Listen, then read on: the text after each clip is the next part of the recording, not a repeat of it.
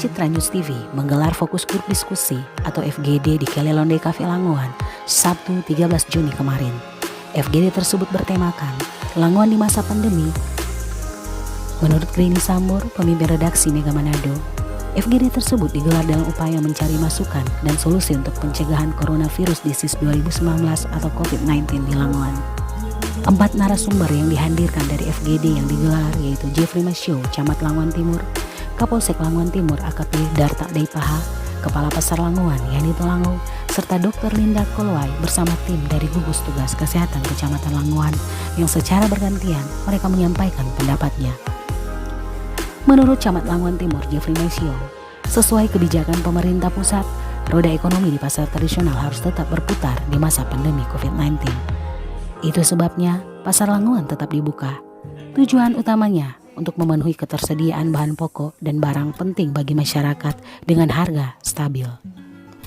Dalam konteks itu, menurut mantan camat Kakas ini, diperlukan inovasi dan pengelolaan pasar tradisional. Pengelolaan yang dimaksud adalah penataan pedagang dan kehadiran pembeli dengan penerapan protokol kesehatan pencegahan COVID-19. Kebijakan untuk tetap membuka pasar tradisional terbesar di Minahasa itu juga disampaikan oleh Yani Tolango. Ia mengatakan, pasar Langoan dibuka setiap hari justru untuk menghindari penumpukan warga. Akan terjadi penumpukan pembeli atau warga kalau hanya dibuka sekali atau 2 kali dalam seminggu menurutnya. Kepala pasar mengatakan kebijakan membuka pasar di setiap hari diikuti dengan penerapan social distancing dan protokol kesehatan pencegahan COVID-19.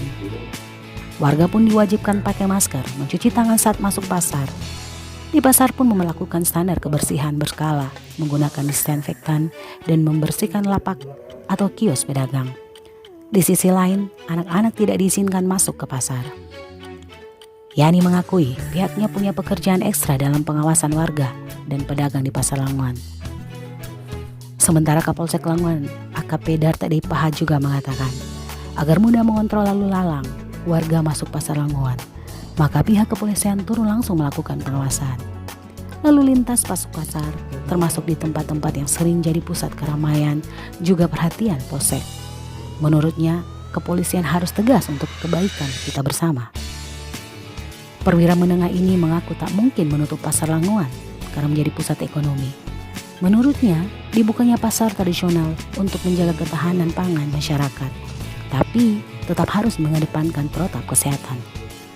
Sementara Dr. Linda dan tim dari Puskesmas Langoan Timur mengimbau masyarakat Langoan untuk membiasakan diri menggunakan masker, mencuci tangan, dan menjaga pola hidup sehat. Menurut Dr. Linda, tim kesehatan sudah sangat memaksimalkan menjalankan tugasnya, tapi mereka juga berharap agar masyarakat disiplin dalam menjalankan protokol kesehatan. Diskusi yang dipandu pemimpin redaksi komentar.id yaitu Hud Kamrin makin menarik karena masukan-masukan yang disampaikan sejumlah aktivis seperti Ketua DPD PAMI Perjuangan Michael Pandey Irot. Ia berharap pemerintah dan petugas memperhatikan khusus pedagang atau warga dari luar Langoan. Ia juga meminta petugas agar ketat melakukan pengawasan di depan titik masuk pasar dan memperhatikan jam buka serta tutup pasar.